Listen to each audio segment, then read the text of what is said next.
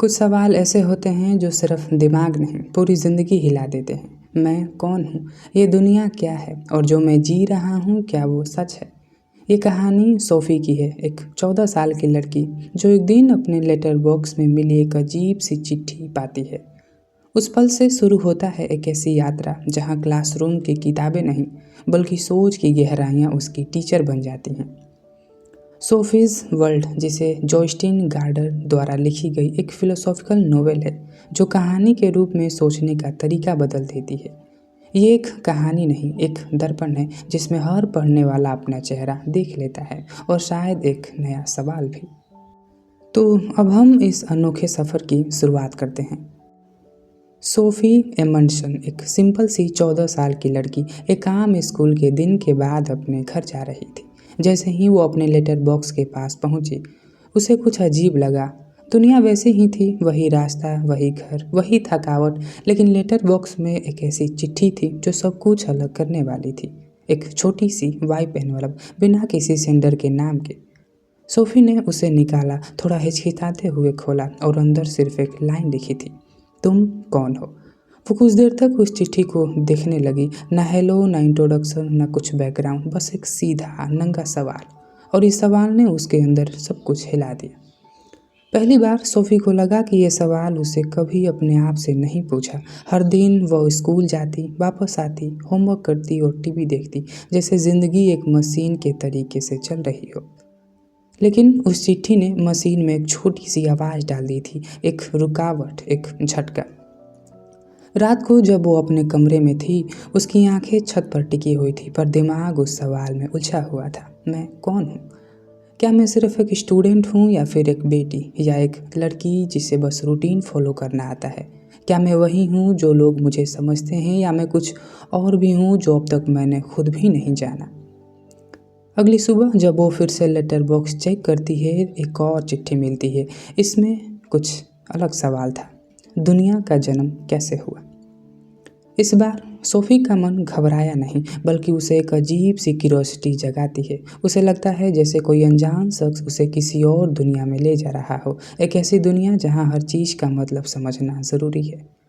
वो अपने टीचर से, माँ से, किसी से भी इन सवालों का जवाब नहीं पूछ पाती। शायद इसलिए क्योंकि उसे लगता है कि लोग या तो सीरियस नहीं लेंगे या फिर खुद कंफ्यूज हो जाएंगे। पर उसके अंदर एक नई जर्नी शुरू हो चुकी है। अब उसके लिए हर चेहरा, हर पेड़, हर पत्ता और हर रात का अंधेरा, सब कुछ एक नई सोच की रोशनी में दिखाई देने लगा है। और तभी आता है एक तीसरा लेटर, इस बार एक छोटी सी फिलोसॉफिकल कोर्स की शुरुआत। सोफ़ी हर लेटर को संभाल के पढ़ती है, जैसे किसी खजाने के टुकड़े मिल रहे हों। हर पढ़ाई के बाद उसका मन और गहरा हो जाता है। उसे लगता है जैसे वो कोई राज की किताब पढ़ रही हो जो सिर्फ उसके लिए लिखी गई हो। उसके मन में एक नए सोफ़ी का जन्म हो रहा था, एक सोफ़ी जो हर चीज़ को सिर्फ देखकर नहीं, उसकी मीनिंग समझकर जीना चाहती थी। और ये बस शुरुआत थी। सोफ़ी हर दिन स्कूल से आने के बाद सबसे पहले लेटर बॉक्स चेक करती थी, जैसे कोई छोटी सी उम्मीद हर रोज़ उस बॉक्स में बैठी हो। हर चिट्ठी उसके अंदर एक नई लहर जगाती थी, लेकिन अब तक उसे नहीं पता था कि यह लहर उसे किस किनारे तक ले जाएगी। एक दिन एक और चिट्ठी मिली। इस बार उसमें कुछ लिखा था, क्या कोई चीज़ बिना किसी वजह के होती है? सोफ़ी ने चिट्ठी बंद कर ली और पीछे लॉन में जाके बैठ गई। उसके सामने एक कली खिल रही थी। उसने सोचा, क्या ये बिना वजह की खिली है, या इसके पीछे भी कोई कारण है? उसका दिमाग हर वक्त उन सवालों में उलझा रहता। फिर एक और चिट्ठी ने उससे पूछा, अगर सब कुछ का अंत है तो उसके बाद क्या है? रात को नींद नहीं आई उसे। उसने छत की तरफ देखा। अंधेरा था, लेकिन उस अंधेरे में भी कुछ था, एक सन्नाटा जो सिर्फ तब महसूस होता है जब हम सच में कुछ ढूंढ रहे हों। अगली बार चिट्ठी में लिखा था, तुम सोचती कैसे हो? तुम्हारे विचार तुमसे अलग हैं या तुम ही हो? ये पढ़ के सोफ़ी कुछ पल के लिए खामोश हो गई। पहली बार उसने समझा कि सवाल सिर्फ बाहर की दुनिया से नहीं, अंदर से भी उठते हैं। और फिर आई एक और चिट्ठी। इस बार एक लाइन ज़्यादा थी, अगर तुम एक बिल्ली होती तो तुम्हें पता भी चलता कि तुम एक बिल्ली हो। सोफ़ी हंस पड़ी, लेकिन फिर रुकी। क्या ये सवाल फ़नी था या एक सोचने लायक था? यही तो मकसद था। चिट्ठियाँ उसे हंसाती रहती थी, रुलाती नहीं थी, लेकिन हर बार कुछ छुपा के चली जाती, जैसे कोई दिख नहीं रहा हो पर उसके कदम हर जगह छप गए हों। सोफ़ी का रूटीन बदल चुका था। स्कूल में उसे साइंस बोर लगता क्योंकि अब उसके पास ज़्यादा बड़ा सब्जेक्ट था, मैं और मेरा अस्तित्व। और तब एक दिन एक लंबी सी ब्राउन एनवलप आई। इस बार ये सिर्फ एक लाइन नहीं थी, ये एक फ़िलॉसफ़ी कोर्स था। पर उससे पहले सोफ़ी ने जो सीखा वो था, सोचना कोई एक पल का काम नहीं है, सोचना एक आदत है और उस आदत से ही अस्तित्व का दरवाज़ा खुलता है। सोफ़ी ने जब ब्राउन एनवलप खोला, उसके अंदर केयरफुली फोल्डेड पेपर था, जिसे किसी ने प्यार और सब्र से लिखा था, जैसे ये लाइन लिखने वाले के लिए सिर्फ एक कोर्स नहीं, एक मसाल हो। पहला पैराग्राफ था, सोच एक बीज की तरह होता है, अगर उसे ज़मीन मिल जाए, पानी मिल जाए और रोशनी मिल जाए तो वो एक जंगल बन जाता है। और फिलॉसफी इंसान की सोच का जंगल है। चलो शुरू करते हैं सबसे पहले बीज से। सोफी ने ध्यान से पढ़ा, उसके अंदर एक अजीब सी शांति थी। अब सवाल उस पर नहीं, उसके साथ हो रहे थे। फिलोसफी कोर्स का पहला नाम था थेल्स, एक आदमी जिसे दुनिया का पहला फिलोसफर कहा जाता है। उसने कहा था सब कुछ पानी से बना है। सोफ़ी हैरान थी, पानी, सिर्फ पानी। लेकिन फिर उसने सोचा मेरे शरीर का ज़्यादातर हिस्सा पानी है, पौधे, जानवर, बारिश, सब पानी के बिना अधूरे हैं। शायद थेल्स ने ज़्यादा सच देखा था जितना लोग मानते हैं। अगला नाम था एनेक्सीमैंडर। उसने कहा था पानी नहीं, सब कुछ एक अपीयरेंस से आया है, एक ऐसा अनंत तत्व जिसका कोई आकार नहीं, कोई सीमा नहीं। सोफ़ी ने इस रात भर सोचा, अपीयरेंस मतलब वो चीज़ जो हम देख नहीं सकते लेकिन सब कुछ जिससे निकलता है। क्या यही नथिंगनेस है, या शायद सब कुछ बनने से पहले वाला सब कुछ? अब तक सोफ़ी के लिए दुनिया देखने की चीज़ थी, लेकिन अब वो सोचने लगी थी, जो दिखता नहीं वो असल में सबसे गहरा होता है। अगले फिलोसफर हेरेक्लिटस, उनका मैसेज था सब कुछ बदल रहा है, तुम एक ही नदी में 2 बार नहीं उतर सकते क्योंकि पहली बार में पानी अलग था और तुम भी। सोफ़ी ने अपने आप को देखा, उसे लगा मैं भी तो बदल रही हूँ। पहले मैं सिर्फ एक लड़की थी पर अब मैं एक सवाल हूँ। पहले मैं सिर्फ देखती थी, अब महसूस करती हूँ। एक और फिलोसफर पैरामेंटिस, उनका कहना था बदलाव एक इल्यूजन है, जो है वही हमेशा था, है और हमेशा रहेगा। सोफ़ी का दिमाग घूम गया। हेरेक्लिटस कह रहे हैं सब कुछ बदल रहा है, पैरामेंटिस कह रहे हैं कुछ नहीं बदल रहा। दोनों में से कौन सही है? यहीं पर उसे समझ आया कि फ़िलॉसफी सही और गलत का सवाल नहीं होता, ये तो सिर्फ नज़र का फ़र्क है। सोफ़ी अब बस पढ़ रही थी, वो जी रही थी उन विचारों को। अब वो रात को तारे को देखती तो लगता ये भी किसी ने सोचा होगा, क्या ये हमेशा यहीं रहे हैं या बदलते हैं? वो स्कूल के कॉरिडोर में चलती तो लगता हर कदम में एक फिलोसफर छुपा है, हर इंसान एक सोचता हुआ प्राणी है, चाहे उसे पता हो या नहीं। और फिर एक चिट्ठी ने उसे इंट्रोड्यूस करवाया डेमोक्रेटस से। उसने कहा सब कुछ एटम से बना है, छोटे टुकड़ों से जो मिलकर दुनिया बनाते हैं। सोफ़ी ने देखा अपनी हाथ की तरफ, उसे लगा शायद मैं भी उन्हीं टुकड़ों से बनी हूँ जो जिसका कोई रंग नहीं, लेकिन जिन्होंने मुझे रंगीन बनाया। ये पुराना फिलोसफर जैसे उसके अंदर के अंधेरे में दिया जला रहे थे। उनकी बातें सिंपल नहीं थी, लेकिन उसका असर गहरा था। ये सोचने वाले लोग बिना टेलीस्कोप, बिना साइंस लैब, बिना किसी कंप्यूटर के, बस मन और मन के बल पर दुनिया को समझने निकले थे। और सोफ़ी एक छोटी सी लड़की अब उन्हीं के कदमों पर कदम रख रही थी। अब सोफ़ी ने एक नए मोड़ पर पहुंच गई थी, जहां सोच और आस्था टकराएंगे। और अब सोफ़ी हर रोज़ एक नई दुनिया में जीने लगी थी। उसका मन क्लासरूम में नहीं, उस दुनिया के पीछे छिपे सच में रहता। उसने अपने लिए एक छोटी डायरी बना ली थी, जिसमें उन चिट्ठियों का जवाब लिखती थी जिससे किसी अपने टीचर से दिल से बात कर रही हो। एक दिन उसे एक नई एनवलप मिली और इस बार लिखा था जब सोच खुद को समझने लगे तो उससे क्या मिलता है, ज्ञान या विश्वास। ये लाइन एक दरवाजा जैसी थी जिसके पार था मध्यकालीन युग, एक ऐसा समय जब दुनिया को समझने का जरिया बदल चुका था। सोफ़ी के कोर्स में लिखा था एंशिएंट फिलोसफर ने दुनिया को समझाने की कोशिश की थी लॉजिक और रीजन से, लेकिन अब एक नई सोच आई है, क्रिश्चियन फिलॉसफी, जहाँ दुनिया का मूल ईश्वर है, जहाँ सवालों का जवाब आंखों से नहीं, आंखें बंद करके मिलती है। ये नाम आया अगस्टीन से 354 टू 430 AD। उन्होंने कहा, मनुष्य अंदर से टूट गया है, उसका सच ईश्वर के बिना अधूरा है। सोफी सोचती रही, क्या सच में मेरे अंदर कोई खाली जगह है जो सिर्फ विश्वास से भरी जा सकती है। यहाँ उसने देखा, पहली बार सवाल अंदर से उठ रहे थे, बाहर से नहीं। जैसे, मैं कहाँ से आई? क्या मुझे किसी ने बनाया? अगर दुनिया एक क्रिएटर ने बनाई तो उसने मुझे क्यों बनाया? फिर आए एक और फिलोसोफर, थॉमस एक्विनास। उन्होंने ग्रीक फिलोसोफर एरिस्टोटल की सोच को क्रिश्चियन फेथ के साथ जोड़ दिया। उन्होंने कहा था, ईश्वर का अस्तित्व हम रीजन से भी समझ सकते हैं। नेचर के नियम, दुनिया की रचना, सब ईश्वर के होने की गवाही देते हैं। सोफी ने एरिस्टोटल का नाम को पहले भी कोर्स में पढ़ा था और अब उसे लगा एक ही फिलोसोफर को दुनिया ने कैसे अलग अलग नज़रिए से देखा। लॉजिक और फेथ के बीच एक पुल बनाने की कोशिश हो रही है। उस कोर्स में आगे लिखा था, मिडिल एज में फिलॉसफी सिर्फ सोच नहीं थी, एक सवाल था जिसका जवाब ईश्वर था। स्कूल्स में बाइबल पढ़ाई जाती थी और हर ज्ञान ईश्वर से निकलता था। सोफी सोच में पड़ गई, तो क्या सोच को बंद कर दिया गया था या उससे एक ही दिशा में दी गई थी?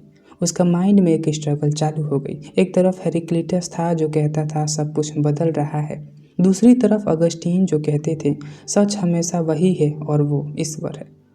उसने एक चिट्ठी में लिखा था, क्या सच वो होता है जो तुम महसूस करो या वो जो तुम्हें सिखाया गया हो? सोफी ऑफ कन्फ्यूज से गुजरती है, लेकिन उसे पता था कन्फ्यूजन भी एक पहला कदम होता है सच्चाई की तरफ। रात को उसने अपनी डायरी में लिखा, मैं सिर्फ एक लड़की थी जिसे दुनिया के बारे में कुछ नहीं पता था। अब मैं एक सोचती हूँ कि मैं लड़की हूँ जिसे दुनिया के हर जवाब पर शक है। शायद यही फिलॉसफी है। और अब सोफी तैयार थी एक नए युग के लिए, जहाँ सवाल सिर्फ ईश्वर के बारे में नहीं, मानव के बारे में भी पूछे जाने लगेंगे। अब एक दिन उसके लेटर बॉक्स में एक ख़ास चिट्ठी आई जिसमें लिखा था, दुनिया को देखना एक कला है, लेकिन दुनिया को नए नज़रिए से देखना वही एक क्रांति है। उस चिट्ठी के साथ सोफी का सफ़र शुरू हुआ एक नए समय में। रिनेसेंस। रिनेसेंस यानी पुनर्जन्म। पर पुनर्जन्म किसका? सोच का, कला का और विज्ञान का, और सबसे बड़ा मानव के स्वाभिमान का। सोफी के कोर्स में आगे लिखा था, रिनेसेंस ने इंसान को पहली बार ये बताया कि वो खुद सोच सकते हैं, कला रच सकते हैं, तर्क कर सकते हैं, और चर्च की बताई हुई सच्चाई अब एकमात्र सच्चाई नहीं है। सोफी ने सुना लियोनार्डो दा विंची, जिसने एक ही व्यक्ति में कला, विज्ञान और इमेजिनेशन का संगम कर दिया। उसके ड्राइंग्स, उसके मशीन, उसके छुपाए गए नोट्सबुक, सब सोफी को ये बताते हैं कि कल्पना और सोच में अनंत संभावनाएं हैं। फिर आगे माइकलएंजेलो का नाम आया, जिसने डेविड का स्टैचू बनाकर दिखाया कि इंसान भी डिवाइन हो सकता है। सोफी सोचती रही, क्या मैं भी कुछ ऐसा रच सकती हूँ जो मेरी सोच से परे हो? रिनेसेंस के बाद एक और युग आया, इनलाइटमेंट, जिसके कहा गया द एज ऑफ रीजन। ये समय था जब इंसान ने प्रकृति के नियम समझने शुरू किए। सोफी ने कोर्स में पढ़ा, गैलीलियो गैलीली ने टेलीस्कोप से गगन को देखा और कहा, ज़मीन सूरज के चक्कर में घूमती है। आइजैक न्यूटन ने गुरुत्वाकर्षण के नियम बताए और सोफी को लगा, क्या ये दुनिया सच में एक गणितीय व्यवस्था है? लेकिन ये युग का सबसे बड़ा बदलाव भारी दुनिया में नहीं, इंसान के अंदर हो रहे थे। रेने डेकार्ट ने कहा, कोगिटो एर्गो सम, मैं सोचता हूँ इसलिए मैं हूँ। सोफी के लिए ये लाइन एक दर्पण बन गई। उसने डायरी में लिखा, मैं सोफी हूँ। क्यों? क्योंकि मैं सवाल करती हूँ, मैं सोचती हूँ। डेकार्टेस ने यह भी कहा, हर बात पर शक करो जब तक तुम खुद उसका सत्य ना समझो। फिर आए जॉन लॉक, जिसने बताया कि हम एक ब्लैंक स्लेट के साथ पैदा होते हैं और अनुभव ही हमारी सोच बनाती हैं। डेविड ह्यूम, जिसने कहा हम जो सोच रहे हैं वो हमारे इमोशंस का नतीजा है। और फिर इमैनुअल कांट, जिन्होंने कहा हम दुनिया को जैसे हैं वैसे ही नहीं देखते, हम उसे अपनी सोच के प्रिज्म से देखते हैं। सोफी ये सब पढ़कर एक गहरी सोच में डूब गई। उसने सोचा, अगर हर व्यक्ति दुनिया को अलग तरह से देख रहा है तो क्या सच यूनिवर्सल है? ये सच हर व्यक्ति के लिए अलग है। उसके टीचर ने एक चिट्ठी में लिखा था, जब हर व्यक्ति का सच अलग हो तभी दुनिया में कल्पना, कला और क्रांति संभव होती है। अब सोफ़ी ने अपनी डायरी में लिखा, रेनेसांस ने मुझे दिखाया कि मैं क्या कर सकती हूँ और इनलाइटमेंट ने बताया कि मैं क्यों सोचती हूँ। मैं बस एक लड़की नहीं हूँ, मैं एक सोच हूँ जो जीवित है। ये युग सोफ़ी के लिए एक नई दुनिया का दरवाज़ा था, जहाँ सिर्फ ज्ञान नहीं, स्वतंत्र थी। अब उसके सवालों में भरोसा था और सोच में दृढ़ता। अब सोफ़ी एक मॉडर्न दुनिया में आ गई थी। सोफ़ी के लिए अब सब कुछ बदल रहा था। पहले जितनी चिट्ठियाँ उसने पढ़ी थी वो उसे सोचना सिखाती थी, पर अब नए दौर आया था। उसके अंदर से सब कुछ हिल गया था। ये दौर था मॉडर्न और पोस्ट मॉडर्न सोच का, एक ऐसी दुनिया का जहाँ हर पुरानी बात को दोबारा जांचने की ज़रूरत थी। अगली चिट्ठी में लिखा था, जब इंसान खुद को समझने लगता है तो दुनिया भी एक नए रूप में दिखाई देती है। सोफ़ी ने पढ़ा कार्ल मार्क्स के बारे में। मार्क्स कहते थे, हमारी सोच भी वैसे ही बनती है जैसे समाज बनता है। यानी अगर एक समाज दो हिस्सों में बटा है, एक अमीर और एक गरीब, तो दोनों की सोच भी अलग होगी। सोफ़ी ने सोचा, मैं जो सोचता हूँ क्या वो मेरे सामाजिक हालातों का असर है, और अगर हाँ तो क्या मेरी सोच भी मेरी अपनी है भी। मार्क्स ने यह भी बताया कि धर्म कभी कभी एक इल्यूजन बन जाता है, एक ऐसा दर्दनाशक जो सच्चाई को छिपा लेता है। सोफ़ी थोड़ा घबरा गई। जिस चीज़ में मैं तसल्ली ढूंढी, क्या वो भी किसी और ने मुझे दी थी? ये सारे सवाल उसके दिमाग में चल रहे थे। फिर अगली चिट्ठी डार्विन के बारे में थी। उसने कहा, जिंदगी एक प्राकृतिक चुनाव का खेल है, जो बेहतर है वही टिकता है। सोफ़ी हैरान थी, क्या मेरे होना बस एक प्राकृतिक एक्सीडेंट है? क्या कोई ऊपर वाला प्लान नहीं था? डार्विन ने इसको एक बायोलॉजिकल प्रोसेस का पार्ट बताया, ना कि कोई देवता, ना कोई अद्भुत प्लान, बस एवोल्यूशन। सोफ़ी सोचती रही, क्या मैं खास हूँ या बस एक चांस थी? उसके लिए ये सोचना चिंता का भी कारण था, पर उसने महसूस किया कि खुद को समझने का ये भी एक हिस्सा है। फिर फ्रॉइड की चिट्ठी ने सबसे ज़्यादा असर किया। उन्होंने लिखा, हम जो सोच रहे होते हैं उसके नीचे भी एक सोच छुपी होती है जिसे हम खुद भी नहीं जानते। फ्रॉइड कहते थे, हमारे मन के 3 हिस्से होते हैं, ID, ego, super ego. ID हमारी इच्छाएं बिना किसी नियम के होती हैं। फिर ईगो जो असलियत समझाती है और बीच का रास्ता निकालती है। और सुपर ईगो समाज के नियम जो हमें सिखाए जाते हैं। सोफ़ी अब समझ रही थी कि उसके सपने, उसकी चिंताएं और उसके डर सब किसी छुपी हुई सच्चाई का हिस्सा है। उसने अपनी डायरी में लिखा, शायद मेरा असली रूप मेरे अंदर के संतानों में छिपा है। सोफ़ी ने अगला पड़ाव पढ़ा, एग्जिस्टेंशलिज्म के बारे में। ये सोच कहती थी, जिंदगी का अर्थ पहले से तय नहीं होता, हमें ही बनाना पड़ता है। जॉन पॉल सार्त्रे ने कहा, इंसान आज़ाद है और इस आज़ादी का बोझ सबसे भारी है। फिर एल्बर्ट कैमस ने कहा कि ज़िंदगी एक एब्सर्ड कहानी है, यानी बेतुकी कहानी, लेकिन इसी में हमारी असली फ्रीडम छिपी हुई है। सोफ़ी सोचती थी, तो क्या मेरी कहानी मेरी है? क्या मुझे ही उसे लिखना है? उसने लिखा भी, ये डर भी है लेकिन इसमें एक रोशनी छिपी है। और आगे फिर आई पोस्ट मॉडर्निज्म, सबसे अजीब और सबसे सच का करीब की चिट्ठी। ये कहती है, सच एक ही नहीं होता, हर समय, हर समाज, हर भाषा अपने अलग सच बनाते हैं। सोफ़ी समझने लगी थी कि कोई फाइनल आंसर नहीं है, हर आंसर एक नया दरवाज़ा है। इस दौर में सोफ़ी के लिए दुनिया और खुद उसके अस्तित्व एक भटकती हुई तस्वीर थी जिसे खुद दोबारा जोड़ना था। सोफ़ी ने लिखा, अब मुझे किसी और के बनाए रास्ते की ज़रूरत नहीं, मैं अपना रास्ता खुद बनाऊंगी, चाहे वो रास्ता अंधेरे में हो या सवालों से भरा हुआ। और अब सोफ़ी धीरे धीरे सब कुछ समझ गई थी। सोफ़ी के लिए दुनिया अब एक दर्पण नहीं थी, वो दर्पण टूट चुका था। हर चिट्ठी, हर विचार, हर सोच उसके अंदर कुछ हिला दिया था। पर जो आखिरी चिट्ठी थी उसने सब कुछ उलट के रख दिया। एक दिन जब सोफ़ी अपने कमरे में अकेली थी, उसने एक अजीब सी चिट्ठी पढ़ी, तुम सिर्फ एक कहानी हो। पहले तो उसे लगा कि कोई मजाक हो रहा है, लेकिन आगे लिखा था, सोफ़ी तुम एक फिक्शन कैरेक्टर हो, तुम्हारे जीवन किसी और के कलम से लिखा जा रहा है, तुम जिस दुनिया में जीती हो वो असली नहीं है। सोफ़ी ने चिट्ठी ज़मीन पर गिरा दी, उसका सांस रुक गया। क्या मैं एक कहानी हूँ? क्या मेरा सब कुछ, मेरी माँ, मेरा घर, मेरे टीचर एल्बर्टो, सब कुछ झूठ है? उसके लिए दुनिया अब 2 टुकड़ों में टूट चुकी थी। एक झूठ जो उसने कभी सच माना था और दूसरा एक सच जो इतना अजीब था वो झूठ लग रहा था। अब एल्बर्टो जो उसके टीचर थे उसने भी सच बताया, वो भी एक कहानी का हिस्सा थे। वो दोनों सोफ़ी और एल्बर्टो एक नोवेलिस्ट का इमेजिनेशन थे। एक राइटर ने उनके जीवन, उनकी सोच और उनकी चिट्ठी लिखी थी। सोफ़ी ने एल्बर्टो से पूछा, तो तुम कुछ भी नहीं हो? एल्बर्टो ने जवाब दिया, नहीं सोफ़ी, हम हैं क्योंकि हम सोच रहे हैं, और जब तक हम सवाल पूछते रहेंगे तब तक हम कहानी से आज़ाद हैं। उसी पल सोफ़ी को प्लेटो की केव की याद आई, जिसमें लोग सिर्फ परछाइयों को सच मानते थे। शायद उसकी अपनी दुनिया भी एक केव थी, और शायद उसे बाहर निकलने का रास्ता था सोच, सवाल और समझ। राइटर के खिलाफ एक बगावत लिखी। सोफ़ी ने तय किया, अगर मैं एक कहानी हूँ तो मैं इस कहानी को तोड़ूंगी। उसने और एल्बर्टो ने राइटर के खिलाफ एक सोच की बगावत छेड़ दी। उन्होंने लिखी गई लाइन के बीच जीना शुरू किया। हर सीन्स के बीच वो छुपकर अपनी आज़ादी तलाशने लगी। वो कलम से लिखने जा रहे थे, पर उन्होंने कलम के फ्लो को बदल दिया।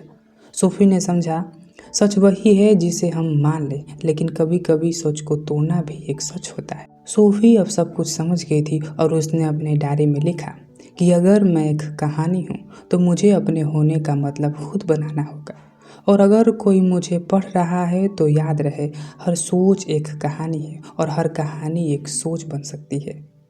और यहीं पे ये कहानी ख़त्म होती है, और अब हम कंक्लूज़न की बात करते हैं कि आखिर हमने इस कहानी और बुक से क्या सीखा।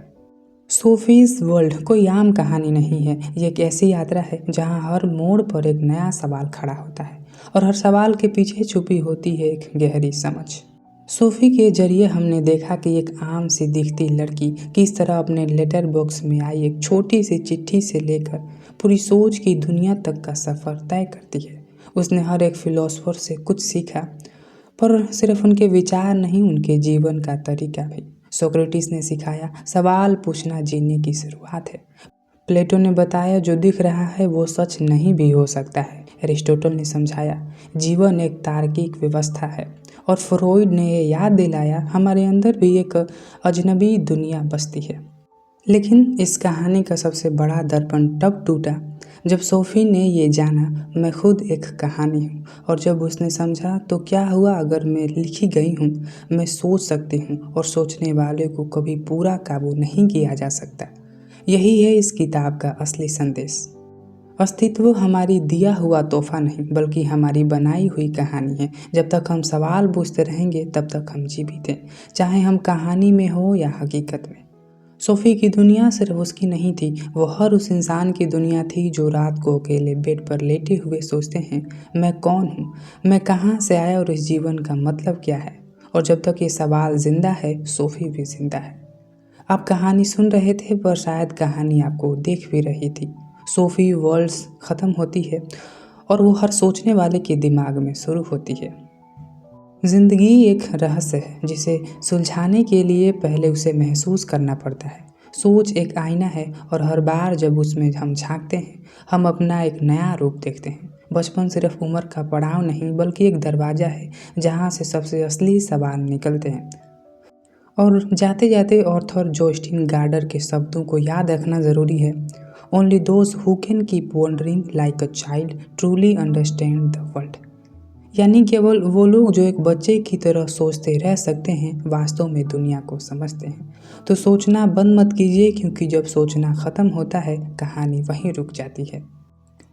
तो आज के लिए बस इतना ही था। अगर आपको किसी और टॉपिक या किसी बुक की समरी चाहिए तो आप हमें कमेंट सेक्शन में बता सकते हैं। तो अपनी ज़िंदगी जीते रहिए, ज़िंदगी बहुत अनमोल है। अपना ख्याल रखिए। धन्यवाद। मेरा नाम है आकाश कुमार।